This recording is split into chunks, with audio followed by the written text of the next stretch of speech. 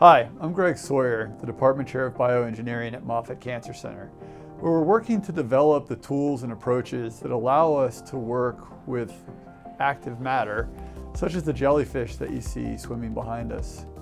Here we're working on engineering cancer's end, and that requires us to work with things such as the jellyfish, which are almost the antithesis of traditional engineering: soft, wet, flexible, and almost free-form in design. In order to go after this, we've really focused on 4 areas: bioimaging, patient avatars, nanomaterials, and biomanufacturing. All of these things we align with our strategic goals of accelerators, Moffitt Care, discovery, and innovation and entrepreneurship. One of the first areas that we're focused on is bioimaging, where we're the first cancer center to have a center of excellence in bioimaging, and we have the Couch Director of Bioimaging here to help us work with some of the advanced tools such as super resolution microscopy. And this is being used to allow us to study some of the interactions around cell therapy, where you see a CAR T cell here in cyan attacking a B cell lymphoma in green.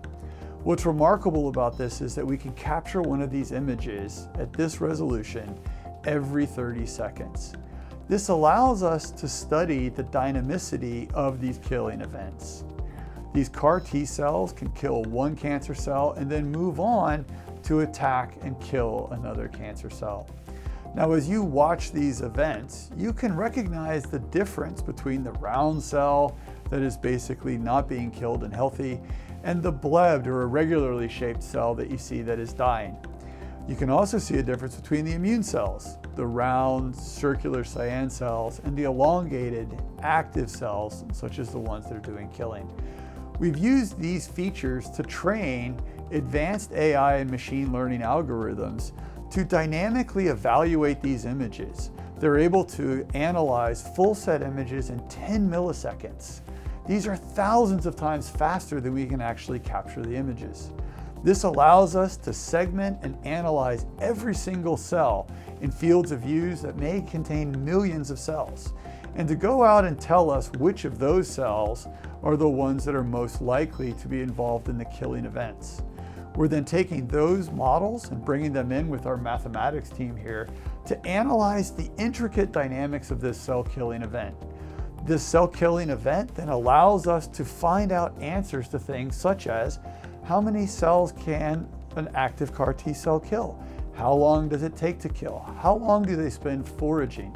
We use this integrated suite to allow us to then identify those super active, super killing CAR T cells, which we're then selecting out of the population using advanced robotics, and then inserting them into a manufacturing approach to give us a more active and more potent therapy for our patients.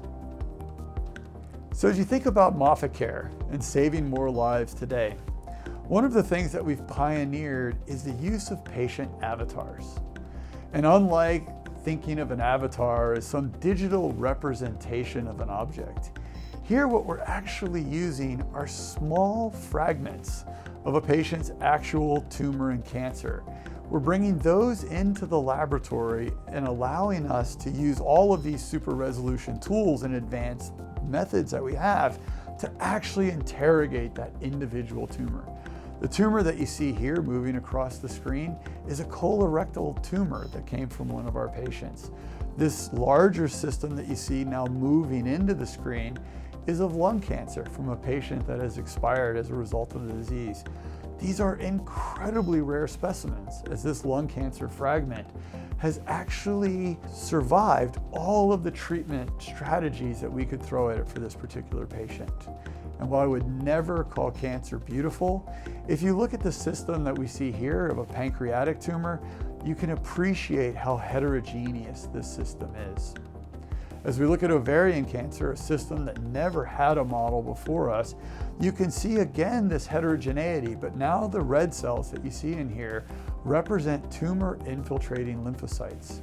This system is incredibly important to bring all the heterogeneity in because it has a major impact on how these tumors respond to our therapeutics.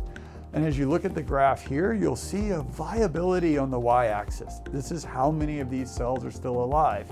after a particular dose of a drug on the x-axis. So as we increase the dose, we can see that these tumors are remaining resistant to the therapy until we get to a critical value where the tumor begins to fall apart. Each of these responses are patient unique. They're like fingerprints of how that patient's tumor is going to respond to therapy. We're using this information to try to design therapies that are more tuned to our individual patients. How do we see ourselves working into saving more lives tomorrow? Well, actually, one of the unique tools that we now have at our disposal are nanoparticles and nanoscience. As you think about a nanoparticle, you have to think about something that is tens and hundreds of times smaller than even an individual cell. Here you see a transmission electron micrograph. This is the limit of electron imaging, where the little individual rings represent lipid shells, like shells in an onion, that are all stacked together. And inside each of these shells, we're packaging sensitive proteins, such as mRNA or different therapeutics. By controlling the number of shells, the size of these proteins, we're able to set very specific doses within these nanoparticles, which then protect the fragile cargo as it circulates through the patient's body, ultimately finding the cancers and delivering their payload. Backpacks are another technique. Imagine being able to take a small, flexible particle, like a contact lens, and putting it on top of an immune cell. This is exactly what we're doing here. We're able to take these materials, set them on top of immune cells, and then have the immune cells carry these materials around in the body. Some of our immune cells, such as macrophages, naturally home to tumors. In fact, some tumors can be almost half macrophage. And although they recognize that this area is similar to a wound and they're called to it, they fail to clear the tumors. So by having these macrophages bring in the backpacks, we hope to trick the body into recognizing these tumors. Essentially, we use the macrophage as a living robot to light up the tumor so that our immune system can come in and clear it.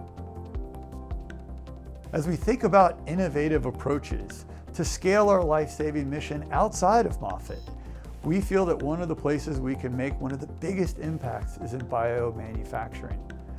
As we think about how manufacturing of cell therapy is done today, it's largely done in rational scale-up of the laboratory or the bench-side approach.